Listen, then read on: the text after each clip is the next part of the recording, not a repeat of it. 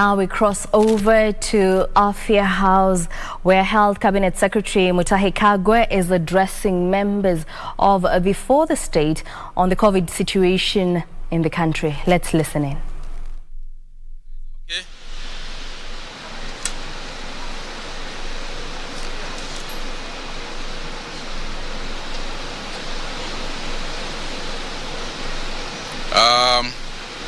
Good afternoon, members of the press, and welcome to this briefing as regards COVID-19 in the country, as well as the vaccination campaign.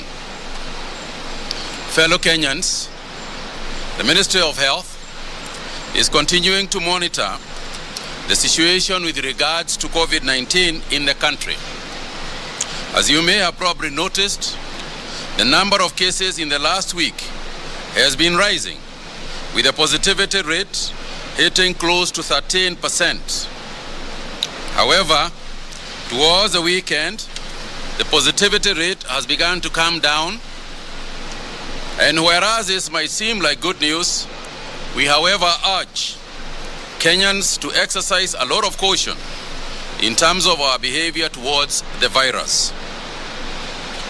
As you are aware by now, the government has been carrying out a robust vaccination campaign against the disease. We have so far administered over 2.8 million doses, with slightly over 800,000 Kenyans being fully vaccinated. We continue to appeal to our people in the priority groups that we have listed to take advantage of this campaign and get vaccinated. Vaccination against this virus, as we have stated many times, is the way to go in terms of containment and curtailing the spread of the virus. However, we also want to make it clear that no vaccination should take place outside of the ministry's domain. We have been made aware that there are some people who have proposed that they want to carry out their own campaigns outside of what the ministry is currently doing. And we want to make it very clear that there is no vaccinations. There are no vaccinations that should take place outside the Ministry of Health designated vaccination approved sites and by persons approved by the Ministry of Health. If there are any outreaches to be conducted, they must be carried out from the designated vaccination posts. And this applies to both the public and private health facilities. The Ministry of Health, working in collaboration with the county health teams, are solely responsible for the distribution of COVID-19 vaccines. This is because they have to ensure the maintenance of the cold chain system and the potency of the vaccines. Vaccines which are not stored in established cold chain facilities and transported to the vaccine posts as per the established protocols are likely to lose potency and will not be of use to those who receive such vaccinations.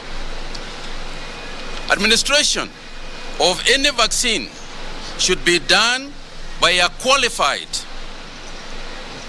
and duly registered clinician or nursing staff. Those staff must also have received recent training in the administration of the vaccine. Any other person doing so will be in contravention of the law. Vaccinations that are not properly administered will lead to unnecessary side effects that could potentially result in deaths.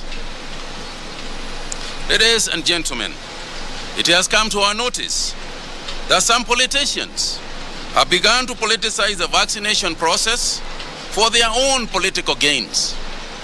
This is not only immoral, but unacceptable and very disturbing. This has the potential of endangering the lives of our people and the public in general. The Ministry of Health would therefore like to issue a very stern warning to any person with the intentions to pilfer vaccines from government facilities that you face the full force of the law. I also want to warn any health worker not to collude with outsiders to issue them with vaccines without the authority of the Ministry of Health. Such a situation will lead to immediate disciplinary action. All vaccines issued to counties and health facilities must be accounted for.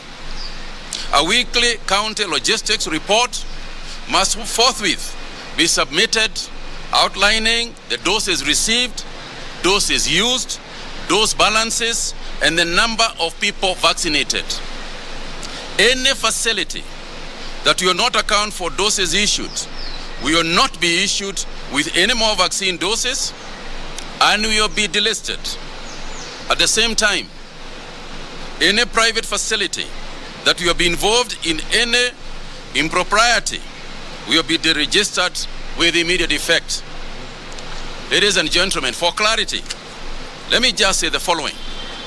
There are some facilities that we have learned are charging citizens for vaccinating them. We want to make it very clear. Vaccines are not for sale in Kenya. Vaccines are not for sale in Kenya. And as a citizen, if anybody proposes that you should pay for being vaccinated, I want you to know that they are in violation of the law and you should refuse to pay. In fact, the best thing for you to do is to get vaccinated and then refuse to pay. Let them vaccinate you and refuse to pay. And tell them at that point that you are not supposed to pay. What's the point of them not vaccinating you? Let them vaccinate you. Refuse to pay. If anybody proposes to you that they should pay, at which point you should report so that we can deregister that institution and deregister the person who is charging you. The second point to say is what I said earlier, that there are those who are carrying out health camps. They are calling health camps with stolen vaccines. There is no way an individual around the country of whatever stature will have vaccines of their own unless they are stolen vaccines. Because when we give a facility, if we give a facility in Roiro or a facility in Ruaka or a facility in Komarok, if we give vaccines to that facility, they are specifically for use in that facility. You cannot take vaccines from one part of the country, take them to Gatanga and start carrying out vaccination processes there. Nobody knows what vaccines they are using. Nobody knows whether they are actual vaccines or whether it could be anything else that they are vaccinating with. It's a criminal offense. And we want to make it clear that this is not going to be tolerated, because by the end of the day, it is people. It is our own people we are endangering. And this is where we again call for citizen responsibility. Do not agree to go to a vaccination facility that you don't know about. You can't see the Ministry of Health people. I have seen pictures of people in jeans and all sorts of attire going around vaccinating people. It's wrong. It's immoral. And to take political advantage of a situation like this and cause death to people, it's really, really, the worst and the lowest that an individual can get to. I also want to urge the political class of whatever level that it is getting to a point where you are frustrating us as the Ministry of Health. We cannot have this nonsense of 3 steps forward and then we come back all the way to where we were before. We have no bed capacity. Our isolation facilities are full, and yet, people still continue, in causing crowds to come together. We cannot continue like this, people. By the end of the day, if that happens, and we saw it in Kiambaa, we saw what happened in Kiambaa, we saw the results of the campaigning period in Kiambaa, and what happened in Kiambu, where we lost a lot of people. It is obvious. It's very obvious. If you call crowds in, if you go campaigning, it's obvious that you will kill people. So what is the political cost? What is the political cost that we want to bear when all we are going to do in the coming future is just burying our people? So I once again urge our political class not to be the cause of the problem, rather than to participate in being the solution to the problem. I also want to urge the Kenya Medical, I'm actually directing the Kenya Medical Practitioners and Dentists Board Council to immediately begin to deregister those institutions that are currently charging them as soon as we have got any evidence. The council should also deregister persons who have participated in illegal vaccination processes so that forthwith they do not practice. And the council should also be carrying out investigations, continuous investigations, as to the behavior of those in the medical fraternity to ensure that they are not endangering the lives of Kenyans. And so, ladies and gentlemen, I don't want to belabor the point. I think we have said enough. I think it's a question of ensuring that what we have proposed is what is followed. But I would also like to mention and to thank the private sector, because effective today, we also now have a structure of the participation by the private sector. Their account at the Treasury has been opened. They can now actually proceed to put in money, and the process of supplying private sector with vaccines, which are also going to be administered by the Ministry of Health. There will be no sale of vaccines. The private sector participation is through the Ministry of Health. They simply want to support the efforts of the government so that they can also be players, and we thank them.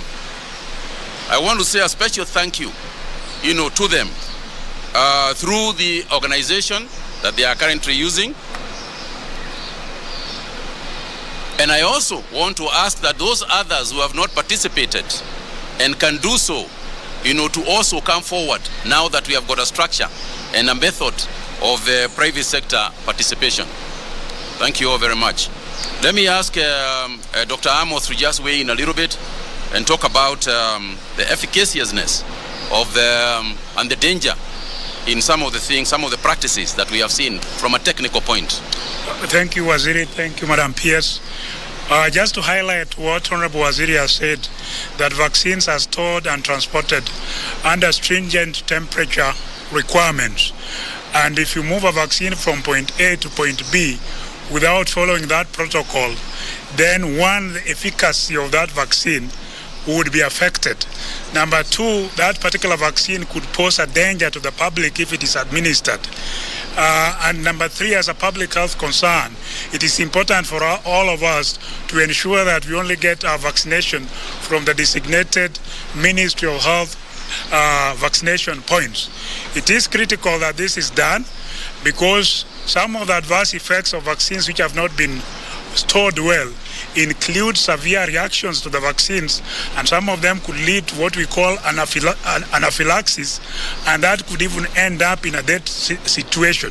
So for us to be able to avoid that kind of scenario, it is important that you only go to a Ministry of Health designated vaccination point where we know and we can be able to vouch for the safety and the storage conditions of the vaccines. You should not get vaccination from any other point.